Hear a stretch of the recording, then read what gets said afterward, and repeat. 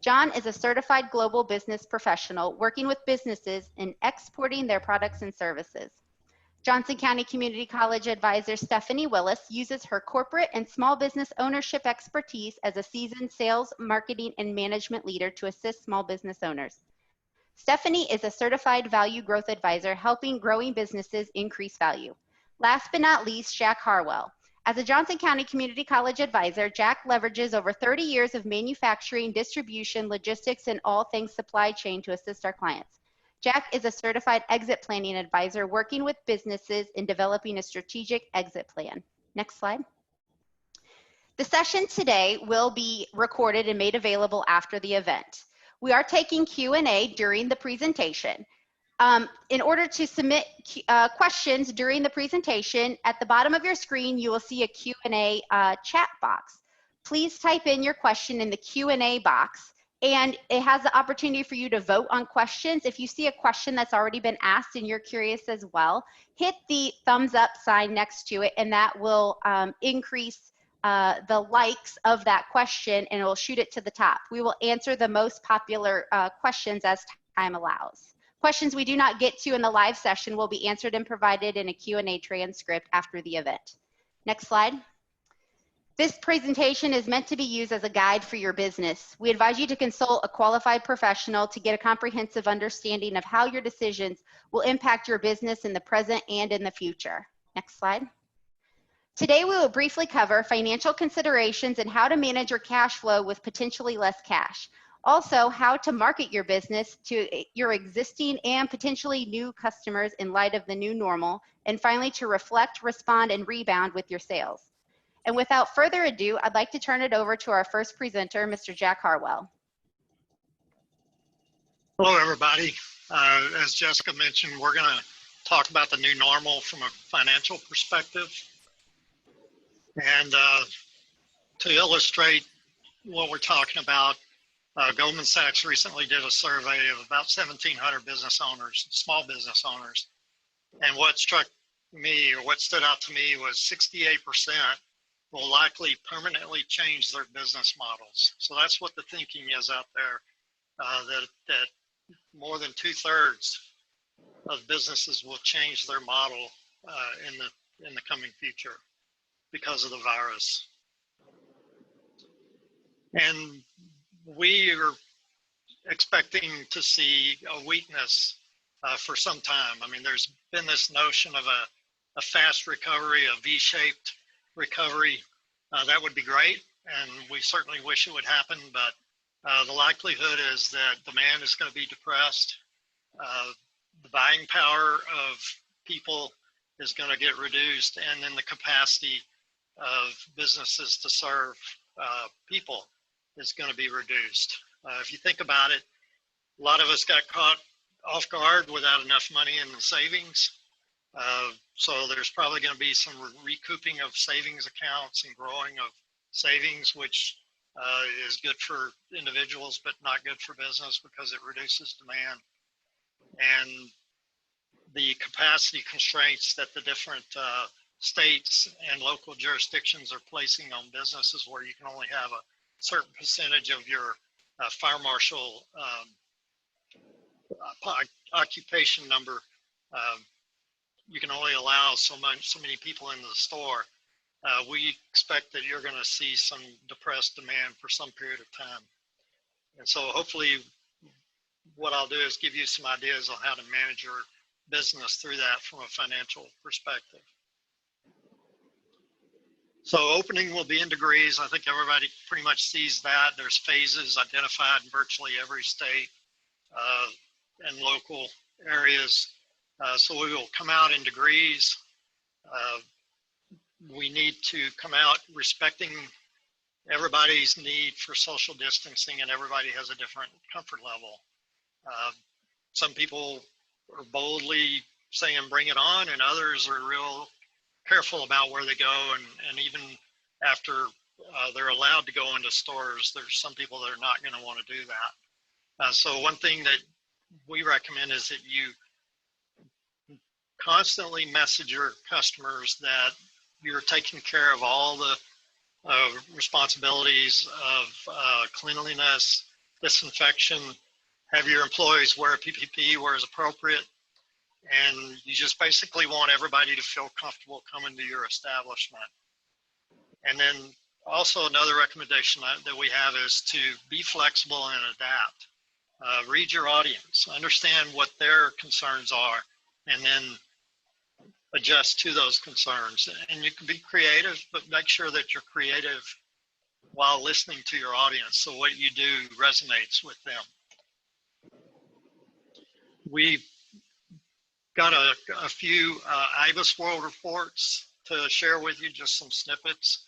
IBIS World is a database of industry analysis, and these analyses are performed constantly by the IBIS World staff, and we share those in our business basics class.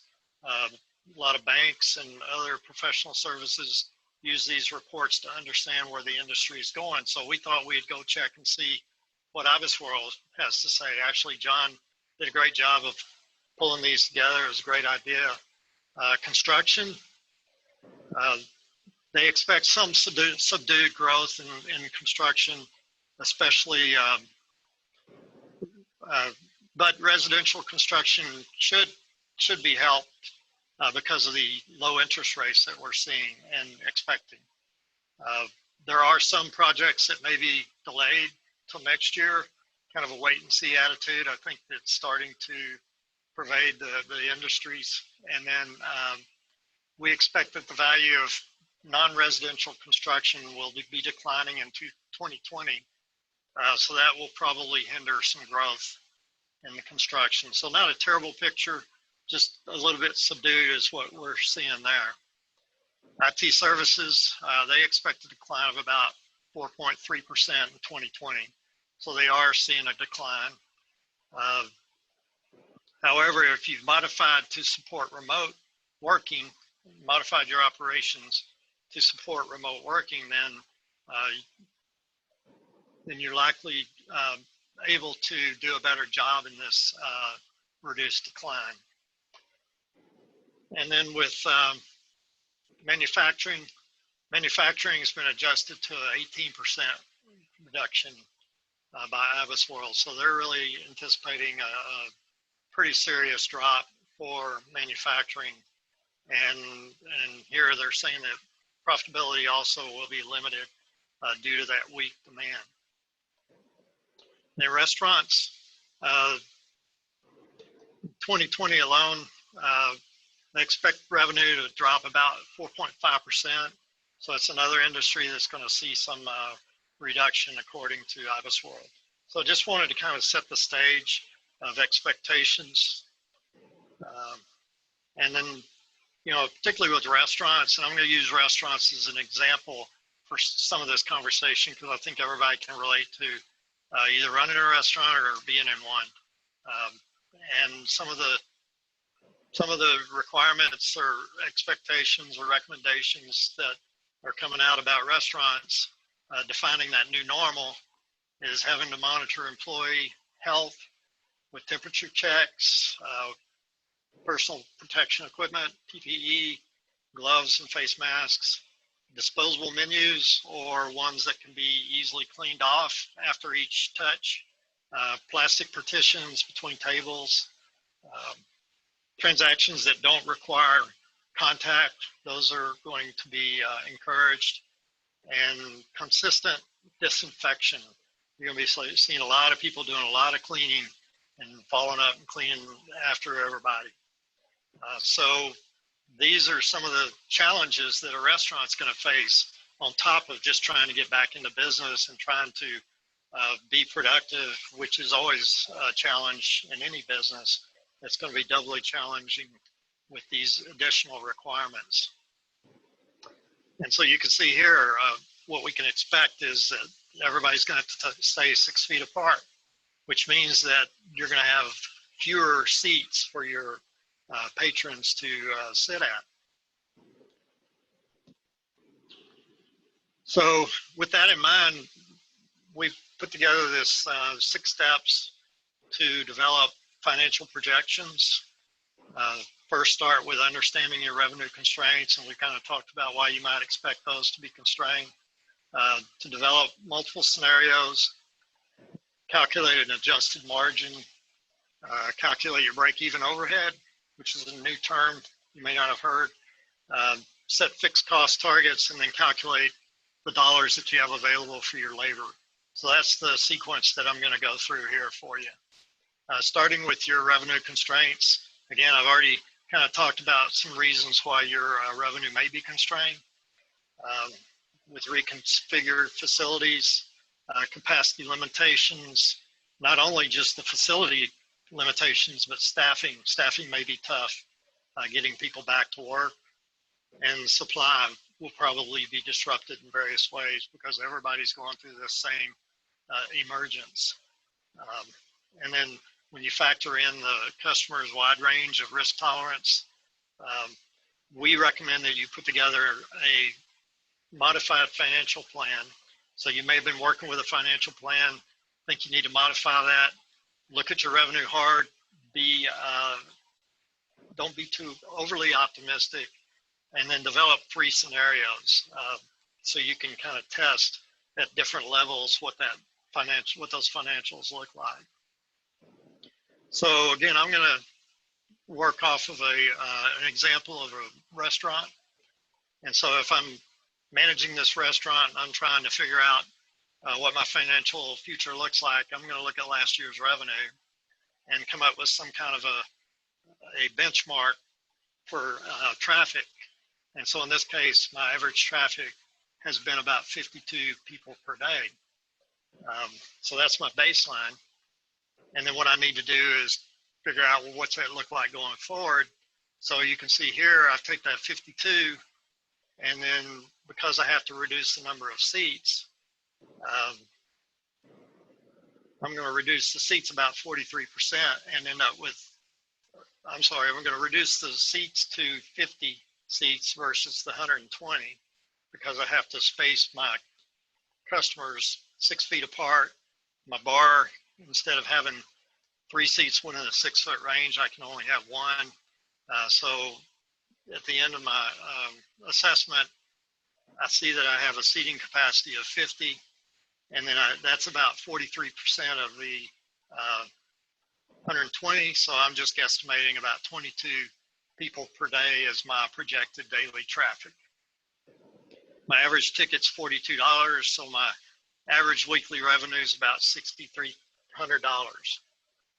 And then what I want to do is create different scenarios that look at a low, medium, and a high. And I'm using an arbitrary 50%, 75%, and 90% of that capacity. So my capacity of 6,370, I multiply that by 50%, and that's where I get that 50% scenario. Same with the 75% and the 90%. Your scenarios may be different. You may want to run scenarios that are based on physical constraints or other considerations. So don't take this 50, 75, 90 as the only way to do this. You want to make scenarios, create scenarios that make sense for your business. And then what I'm going to do is show you the next steps to this financial planning with a spreadsheet that we've developed for this. So hopefully you can see the spreadsheet, and I'm going to just walk through and plug in the numbers, simulating planning for a restaurant. The first thing I'm going to do is calculate the adjusted margin. So you can see the graphic on the right. What I want to do really is just take the labor out of COGS.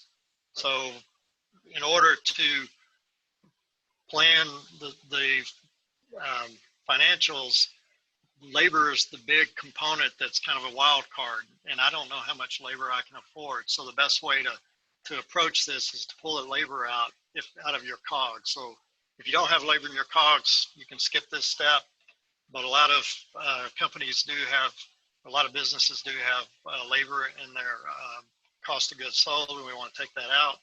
So in this case, looking at the spreadsheet, I'm going to take my average weekly sales.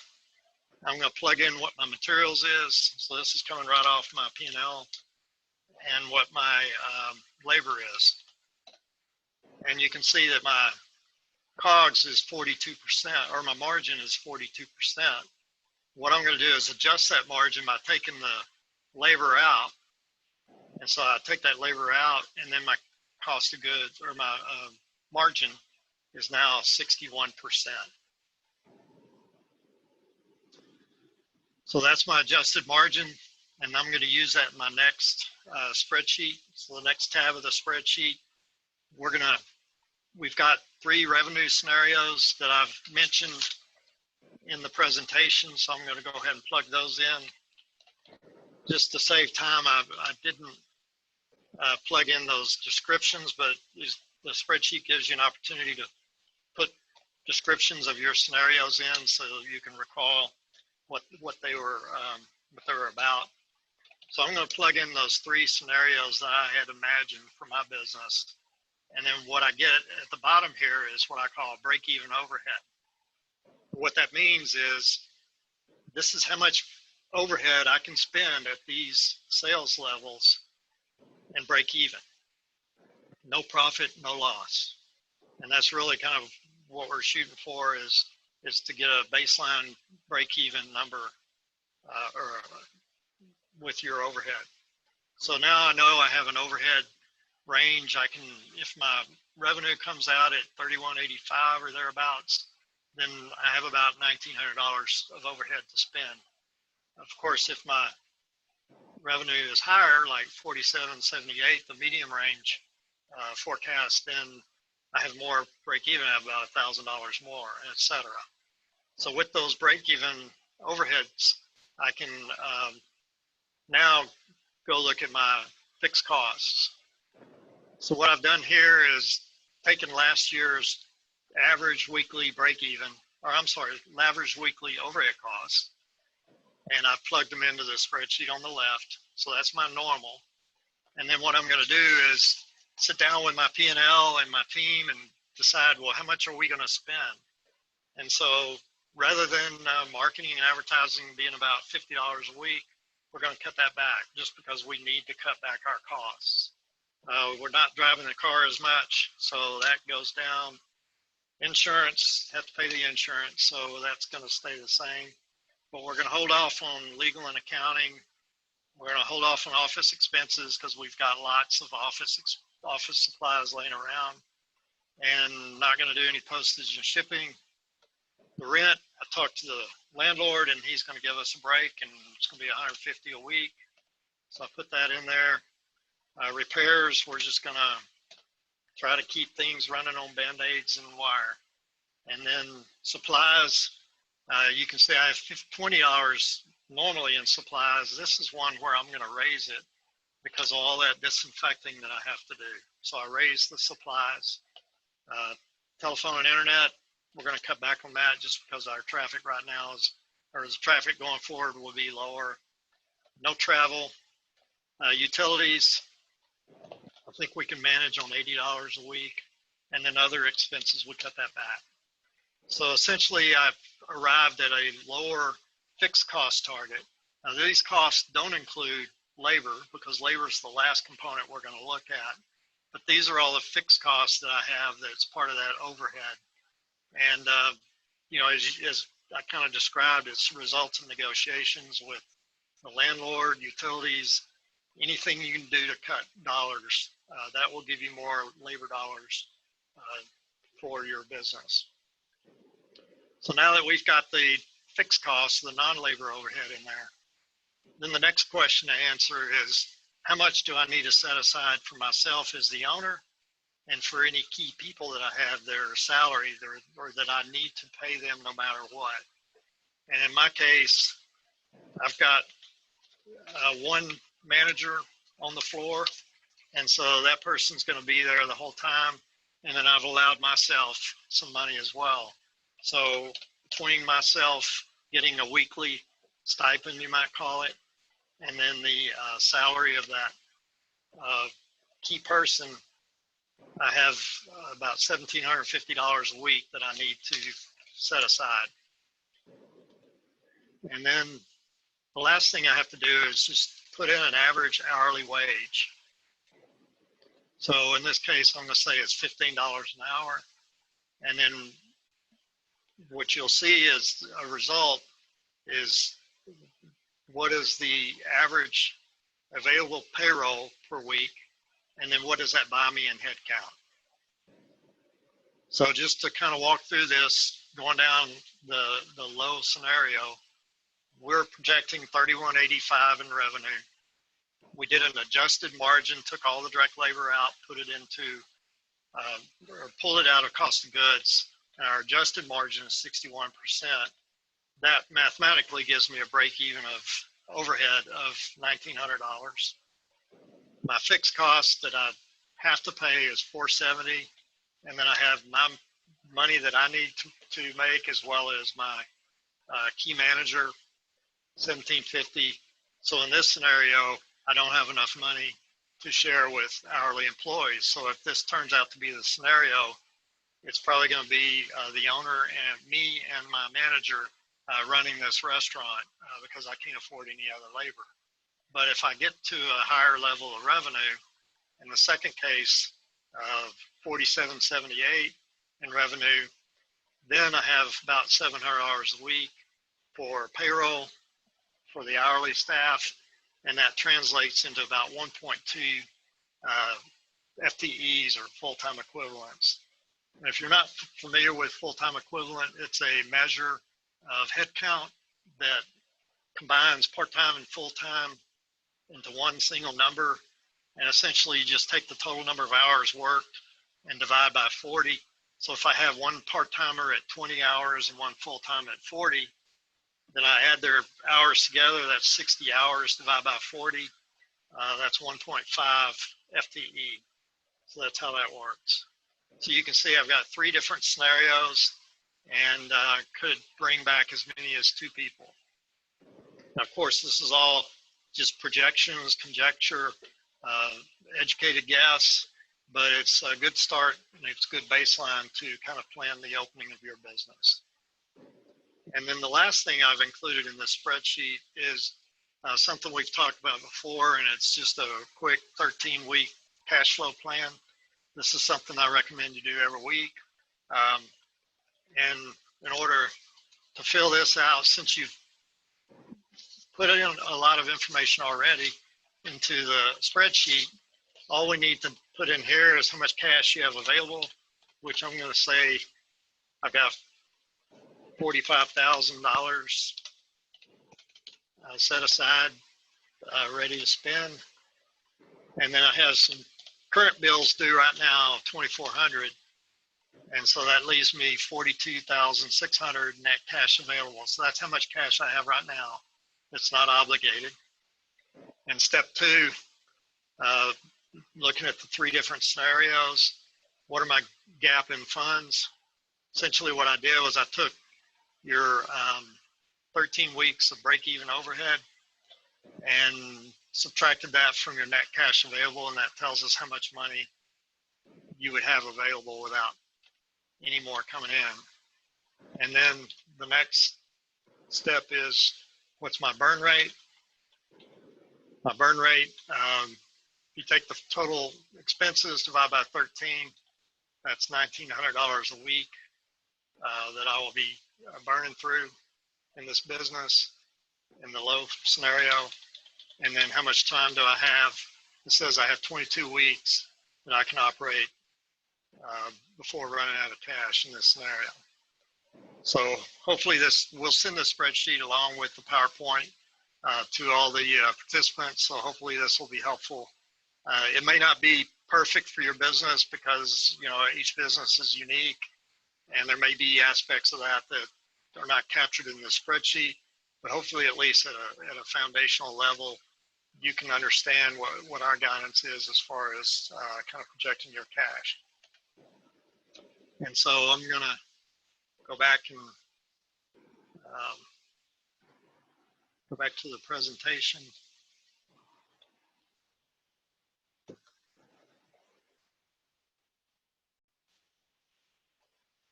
And just talk a little bit about staffing levels. You know, we did a theoretical or a hypothetical of what we think the staffing levels might be. Some of the things to consider in making your staffing decisions, of course, is the you know, the federal funding that we have all heard about, the PPP, the EIDL. The main objective there was to hire back employees, but recognize that hiring those employees back may not be, they may not be at a productive level that they've been in the past. So there may be less productivity, not only because of just the transition, but also they've got a lot of work to do that you normally don't have to do, with cleaning up and disinfecting and all those other things. And then one thing to point out is that unemployment insurance will affect future rates. So, you know, we've gotten this question a lot: will my unemployment costs go up because of the COVID-19 virus crisis? And the answer is probably. We haven't heard a definitive, but when asked that question, the Department of Labor went through the calculations of how they calculate unemployment insurance rates, and that would tell me that they're going to go up. So when you're looking at your staffing, let's say another example, I've got 5 employees, but my reduced demand says I really only need 2. However, I'm going to have to add 1 back because of all the disinfecting and all that additional work that's being required of me. So what I've determined in this scenario is that I need 3 staff, 3 employees. And again, some of the considerations is how much money I have available, the unemployment insurance. What are my long-term staffing requirements? Because you may want to be concerned, or you might be concerned about losing good employees that you've invested in. By letting them go, you've kind of opened them up to look for other opportunities. You might want to consider keeping people on just to keep that investment you've made in their training and their knowledge, keep it in-house. You may have some short-term cash issues, and then again, thinking about the workload in the new environment. So with all that in mind, I've decided I need 3 employees. I really have a couple of options on how to do the staffing. One is to just keep the full staff. I'm afraid if I let any of my employees let them go for any period of time, they might be attracted to a different position. And by the way, I don't know if you've noticed, but I've seen over the last few days a lot of messaging about positions opening up. So I think, and I've seen it before in other recessions, where some employers who have the opportunity to hire see it as an opportunity to hire up, to bring in a more talented and more experienced person than the one that they let go. So a little bit of churn in the employment is to be expected. So, you know, it's a real concern whether you're going to be able to bring those employees back. Another option is, you know, just let 2 of them go and take my chances. And maybe that's my long-term expectation. So I don't have any expectation of bringing back the other 2. But another option that we haven't seen a lot of airplay on is called the shared work program. And that's where you can share the reduction with all your employees. And it's a Kansas Department of Labor program. And the way it works is you can reduce hours with certain employees somewhere between 20% and 40% of their normal hourly week. And they can get unemployment for the amount of time that they're not working. And then you can pay them for the time they are working, and kind of share that between the unemployment and the employment. And the benefits to that, you know, besides what I've just talked about, keeping your skilled workforce, it keeps the entire team employed, and it reduces how much money you need to pay them, because you're being supplemented essentially by the unemployment insurance. So for example, in this case, I've got here, my average rate of pay is $15 an hour, and I want to reduce my work hours 40%. You can see the math here. I pay them $360, which is 24 hours of work. The unemployment kicks in at about $96. And because of the CARES Act, they get an additional $600 per week of unemployment. They can actually get $1,056 a week in this scenario versus the $600 that I would have paid them at $15 an hour. So the employee gets a little bit of a benefit too. So that's just an option I want to make sure everybody's aware of. The other option that, again, doesn't get a lot of play, and this one for a reason, because it's not great for everybody, but in certain circumstances, the employee retention tax credit may be an option for you. And what it does is it allows or gives you a tax credit of up to $5,000 per employee if you have a full or a partial shutdown of operations during the crisis. It starts or it's triggered when you have a revenue below 50% in any quarter between Q2, Q3, and Q4 of this year. And if your revenue goes back above 80%, then it stops. So potentially you have 1, 2, or 3 quarters of tax credit. And you know, it depends on the scenario, whether it's a benefit to you. But we've run some numbers and it looks like it does work better for lower wage employees, those are paid 12 and under, and for a longer duration of the downturn. So if you suffer 3 full quarters of a reduction in your revenues, and you have fairly low paid staff, this might be something to take a look at, especially if you haven't been able to get a PPP loan or an EIDL loan. This might be another option for you, but you cannot use them both. So you can't use both PPP and employee retention tax credit. It's one or the other. And then another thing I wanted to talk about is cash flow. I've been through a couple of recessions in the past, 2001 and 2008, managing operations, and actually went through what I call an individual recession, a company that I worked for that implemented a new system and didn't figure out how to do invoices for 3 months. And that'll cause a recession in your business. And learned a few things in that process. At the time I was managing purchasing and inventory, and some recommendations I have for you is create a rhythm where every week you do your cash flow plan, something like that spreadsheet that I went through, whatever works for you, but figure out where you stand on cash every week, if not more often. And then review all of your cash, your receivables, and your payables, and just stay on top of that. And then make decisions based on your needs and customer orders. You know, one of the things that I've done in the past, I supported a manufacturing operation, about a $500 million operation. And when our demand stopped in 2001, we were in telecom. And I don't know if you know, but telecom went through a very severe recession back in 2001. And we actually had buyers that would spend their day on the dock. So every day a different buyer had dock duty. And they go down on the dock, and whenever a truck would roll in, they would go through that truck and they'd point out the packages they wanted. We unloaded the truck of those packages and we sent the rest back to the vendors. And you know, that was pretty draconic. It was very challenging, and we did challenge a lot of our relationships, but it got the job done.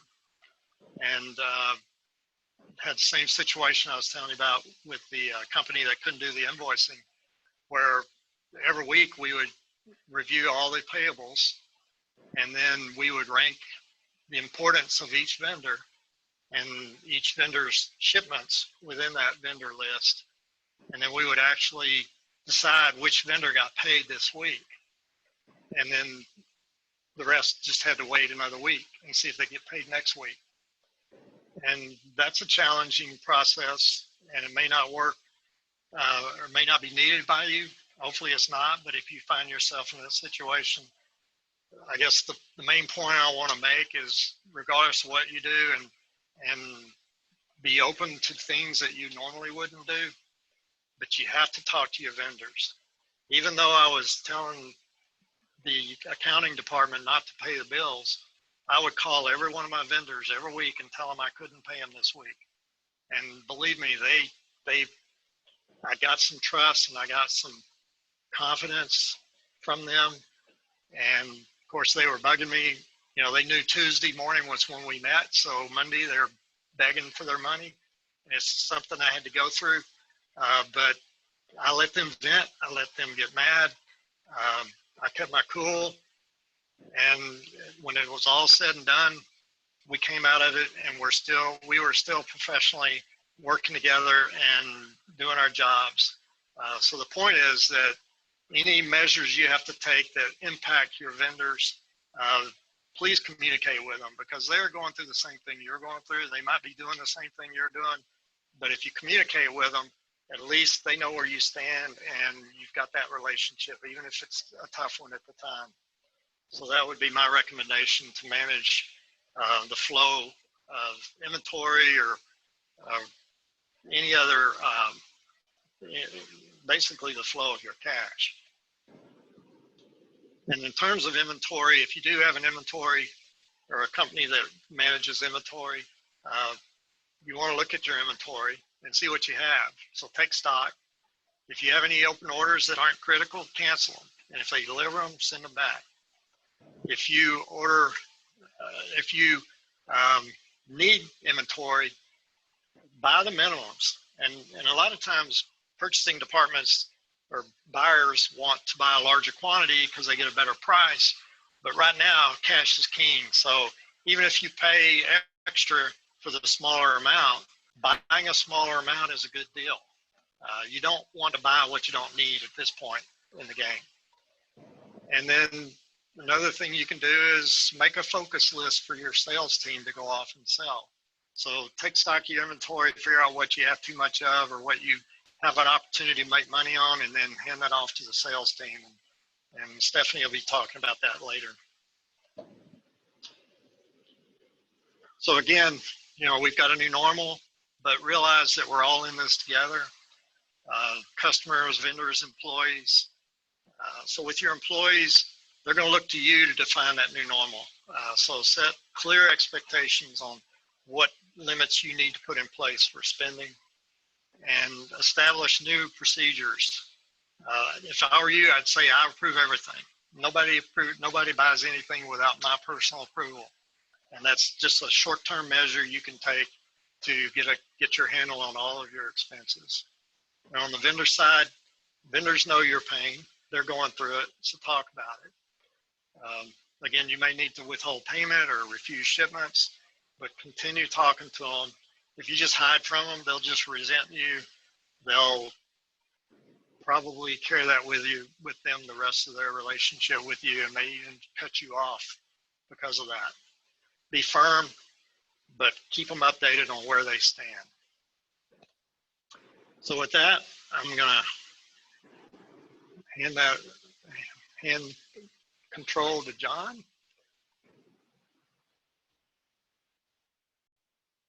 All right, I think I've got it, Jack. Thank you. I got on social media today. I promised the world a shiny new Jack Harwell spreadsheet. Our first Q&A was, hey, can we get that spreadsheet so people know the value of your numbers? I think I remember you telling me you took over a sector of one company where spending was out of control. You had them for a little while take every single purchase to you, didn't you? Yeah. Is that you? Yeah. Yeah. And then they learned what you wanted, and you were able to control the cost. So right. Yeah, and then I backed off once they got it. So when one buyer got it, I let them go and buy their own stuff then. There you go. Cool. All right. Well, we're going to be talking a little bit about marketing. Stephanie and I are going to co-team this thing a little bit. I'm going to talk more about message, and she's going to talk more about process. She's a much better process person than I am. Headspace is a nice example. We're here for you. That should be our slogan. I think, Jack, Stephanie, Jessica, I think we'll change that over for our slogan. But you'll see a theme of just a message of reassurance throughout this thing. And well, let's see, reassuring that my mouse will work. Hey, there we go.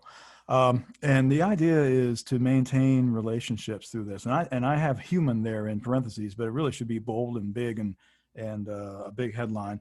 I don't really want you marketing as companies so much. Your small businesses, people have started a relationship with you as the store owner, as their vendor, as their friend, as their expertise provider. So I want you to continue that. I don't want you to be forgotten. We've been at this now for coming on 2 months, and the 4,000 to 7,000 means 4,000 to 7,000 messages every day that we're faced with. Maybe a little bit less right now because we're not driving. We're not seeing billboards and stuff. We're not maybe in our cars as much listening to the radio. So why don't we, take that down to the lower end, maybe 4,000. I know I have about 3,000 emails a day, it seems like, and phone numbers and slogans and ads on TV. And the idea is that if you're not communicating with people and you haven't communicated with people for 2 months, you are talking about 250,000 messages that have been hitting your customers from other people. And even if they loved you, they're going to forget about you. Even if they loved everything about your store, they loved everything about the service that you provide, they're just going to forget about you. And really messages reassuring people that you're going to be taking care of them, that you're healthy, that your business is going to be there to survive. We had this note back from a client. He had a question really early on, a great client and a very thoughtful individual, really looking at things at different levels, and had a conversation of, what's going to happen? How should I reach out to people? And we advised him, certainly reach out, let them know. He does remodeling. Let them know that your crews are going to be taking care with the customers' places. That you know that they're in their home, so they're going to be taking steps to maintain hygiene, wash their hands, not leave any trace. And he wrote back right away and said, "Holy cow, we didn't have a single cancellation on that." So he really appreciated it, and his customers appreciated it. Let's see, Jack, I'm not sure if this is going to work for me. We'll give it a try.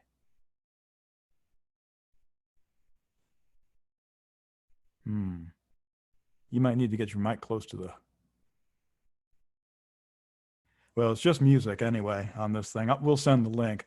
But Dove Soap is a brand that I actually highlighted in my internet marketing class, because a few years ago, they came out with a campaign using models that look like normal people instead of look like models, and they did that very well. And they continue that with this ad campaign now is showing healthcare workers and the marks on their faces that are left by the masks, really trying to humanize. I mean, Dove's a big honking company, but really trying to humanize that company.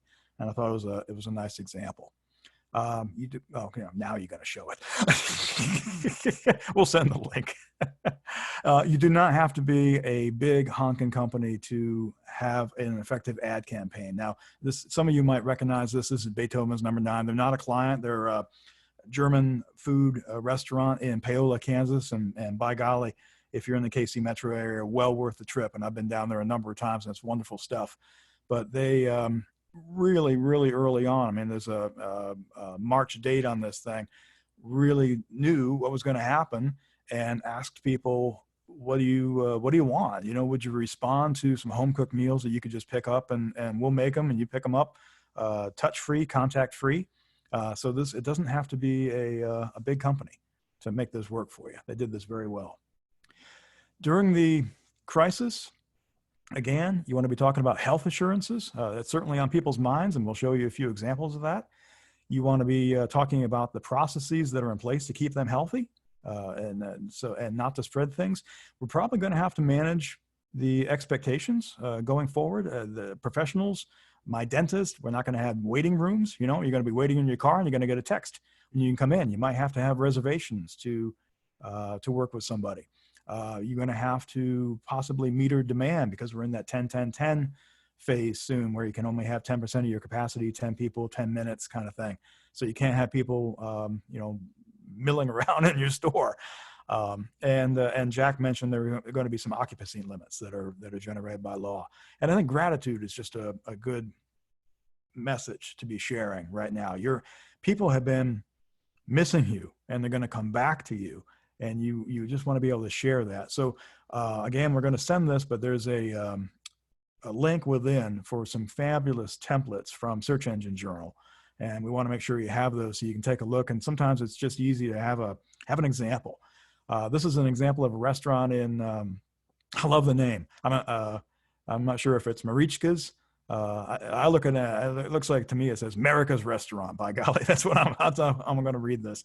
Not here, it's in Illinois, but they had opened up 87 years ago. Great-grandmother started selling sandwiches, and here's to many, many more years of serving our loyal customers. Stay safe and healthy. So a nice message. What are people looking at? This is a tool called Answer the Public, and it really dives into what people are searching for. And you hear about big data. Well, this is big data that's available to anybody. Now, I will say that unless you pay, it is from England. So it's English, but it's English, okay? British English. But people, I've circled these over on the side here. Can COVID-19 live on surfaces? People are thinking about, can they live on tables? Can they live on work surfaces? Can they live on mice? Can they live on keyboards? So this is something that's on people's minds. And again, you can use this when we talk about your reassurances. Can it live on food? Again, in a restaurant or possibly in a supermarket, they're worried about that. Can it live on paper? Can it mutate? Let's hope it doesn't mutate. This is a source that Stephanie found. She's going to be talking next about processes. Called Also Asked, sorry. And, so people are asking what the symptoms are. I know it's probably hard to read. Can antibiotics, masks effective against the coronavirus? Sorry, not to be too scatological, but diarrhea figures in here a couple of different times. Headache, a symptom. So, people are having health questions that if it's appropriate for your website, by all means, try to answer those. This is Beethoven's Number 9 again. Let's see, this is just about last week, April 29th. We're excited to share our next menu with you. We got meals, 4-person meals for $30.99. Oh my gosh, 4-pack of German beer for $10. But even Facebook allows you to have a glimpse of what people are asking businesses. These are typical questions because people ask them. And so Facebook pops these things up. What kind of food do you serve? Can I see a menu? Where are you located? Do you deliver? So you can actually use big data for a small business. One of my favorites is Google Trends. And so I mentioned dentistry before. Is it safe to go to the dentist during coronavirus? A great blog post. Should I go to the dentist? Certainly. Let's see. Overall, just for the COVID-19, people are looking at the symptoms. Is it safe to go shopping? Coronavirus. Let's see. And they are certainly thinking about going back to work. I mean, none of us were thinking about going back to work around the holidays. And then it popped up, and then we had a dip right here at the low point of the virus. And then boom, now that things are starting to open back up, we see that people are searching for that. So it gives you some indications of what's going on. Marketing classes, we talk a great deal about Facebook and Instagram, of course. I don't want to dive too deeply, but just understand there are 5-6 ways or so to advertise on Facebook alone. My clients say, yeah, I advertise on Facebook. And what it turns out to do is they're posting, and only 3% of people see those posts. You can boost the post to all of your followers, or your followers and all of their friends, and in some cases, new prospects. You can target, this is one of my favorite things, a targeted ad looking at demographics in the Kansas City metro area, for example, that have certain interests. So Jack and I have used this with a client that has a product for triathletes. Facebook knows who a triathlete is. If you know who your prior customers are, you can dump them into an audience and you can send an ad just to those people, or you can tell Facebook, create a lookalike audience and find me people just like those. And Facebook does have their own version of retargeting. So if someone has been on your website to read your blog, or they have been on your website to find out when you're open again, boom, you can have your ad up on Facebook. Stephanie found this and I love it. So I'm not going to spend a lot of time. You can download the full PowerPoint, but just some of the blog post ideas, frequently asked questions is really huge. We just got a fabulous one from the SBA that we're popping a few things out. Guides, how-tos kind of thing, research, fabulous uses of this. And again, be human. We talked about this right in the very beginning. So I wouldn't do a rant per se. I almost did one myself a few weeks back, but a guard down post certainly works really well. Home run post, we ran one on a client that just hired back almost 20 employees through the PPP loan. So these are all great ideas. This is the American Marketing Association. Looking ahead, scheduling, you know, the millennials use their phone for everything but a phone. They were already doing this online. Now you're seeing the greater population moving more online. And even, you know, it talks about even your mechanic might do a Zoom call, for example. And obviously they can't wrench your car, but they can certainly help diagnose it right over the phone in many cases. So many professionals are finding out that their expertise can be shared electronically. Also, per the AMA, consumers are looking for real-time communication. So, you know, chat bots are out there, call centers. We're using a call center within the SBDC statewide soon. But even if it's just a frequently asked questions, I realize a small business might not have the ability to have AI, to have a chatbot in there. But even a frequently asked questions will talk about hours, locations, product availability. I was kind of bummed today because I found out, I went to our Association for International Trade, and they've moved all their classes online. They have the dates, but not the times. That does not help me whatsoever, you know? So now I've got to reach out to them and say, well, great, man, we've got a class on the 6th. What time? So I can put it on my schedule. I shouldn't have to ask that, okay? They should have those things scheduled, and you will as well. If you got reduced hours, let them know. Again, if you're going to require something to mediate demand, certainly let them know about that. Stole this from Sam Richter from SBR World. Practice real-time relevance. It's always been important, and today it's imperative. Stephanie has let me know that she is going to move her process section to the part of next time. So Jack, let's see. Should I skip ahead and let me run through hers really fast to get to that last slide? We got some Q&A. No, go back to the game one real quick. And I was going to hit up a couple things. So yeah, so to be respectful of everybody's time. No, up one more, back one more. I don't know where you're going. Back to the last one. Next one. Right there. So in order to be respectful of your guys' time, we realize it is 2:25, and sales and marketing as well. You know, John hit some of the messaging, and then your sales and marketing strategy. And resetting and rebounding out of COVID is very important. We don't want to have to rush through that, nor do we want to hold you longer than we had promised. So we will be covering the sales and marketing strategy portion, as well as leadership and human relations next Monday. So make sure if you haven't signed up, I think if you signed up for one, you're signed up for both. But if you want to get a jump start on what we're talking about next week, we do have our GAME workshop, which is growth through action, measurement, and engagement. It's I think our 5th year of this program, and it's an ongoing workshop designed to help existing businesses grow. And we are focused on your digital marketing strategy, and that starts this Thursday at 7:30 in the morning. And we have Valerie Jennings, who is the founder of Jennings Marketing, Social Media Marketing and MarTech.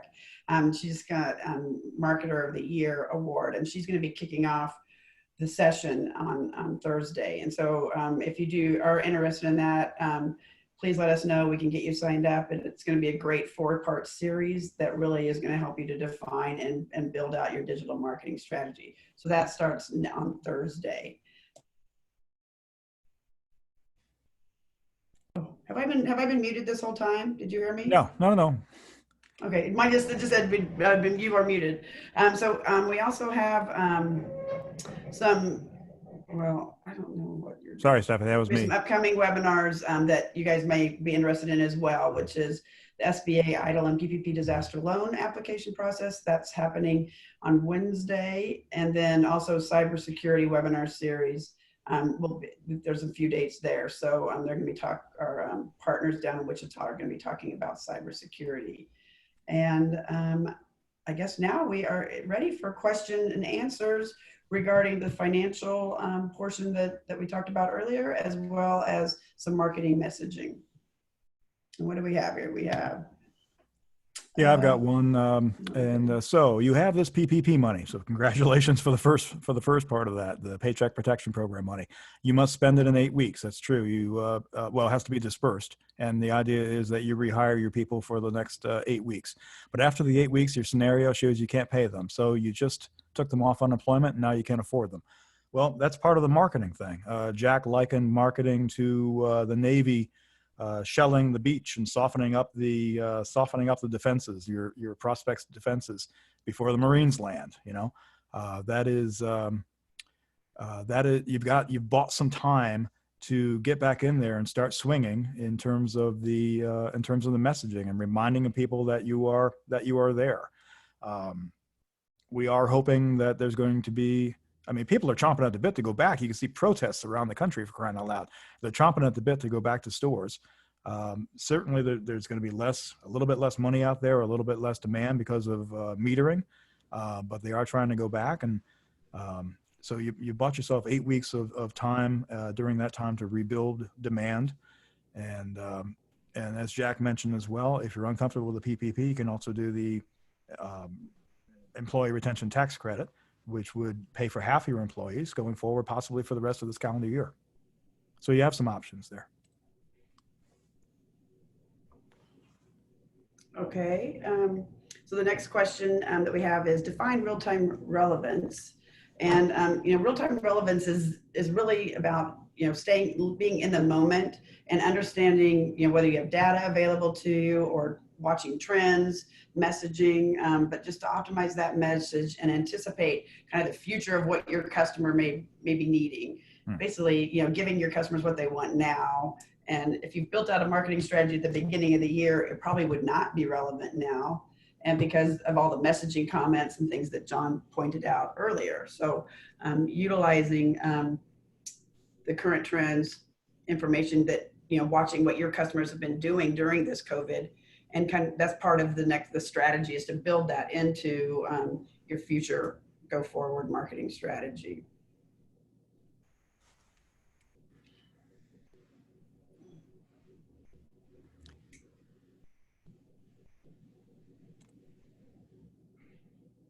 Jessica, you're muted.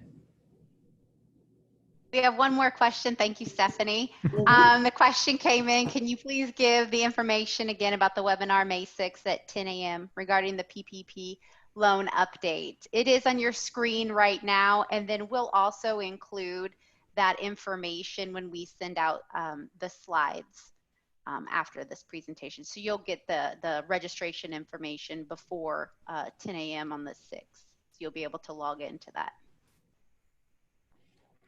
And by the way, I'm hoping that all of you get our constant contact email.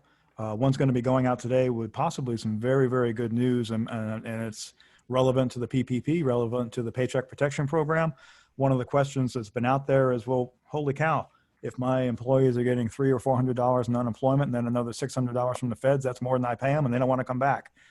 So the good news is you can have a PPP loan, and you have to prove that you, in writing, offer them their job back and that they turned you down, but you will still be forgiven the loan, even if it won't affect your forgiveness if your employees refuse to come back. So that is that. I'm not sure if they're going to cover that. It's really, really new information that just came out, I think over the weekend, actually, I think on Saturday or yesterday. But the SBA finally answered a few questions that we had, and that's one of the things we wanted to get out to you folks. Okay, great. Thanks, John. Looks like we had one more question come in. Please send me the registration for the 4-week series on digital marketing that begins on Thursday morning. Okay. Teresa, we have your name here, and we will make sure to get that information out to you. So thank you. All right. And if we have no further questions, thank you all for joining us today, and stay tuned for next Monday, same time, same Zoom link, and we'll see you here at 1:30 next Monday. Thanks, everybody. Bye.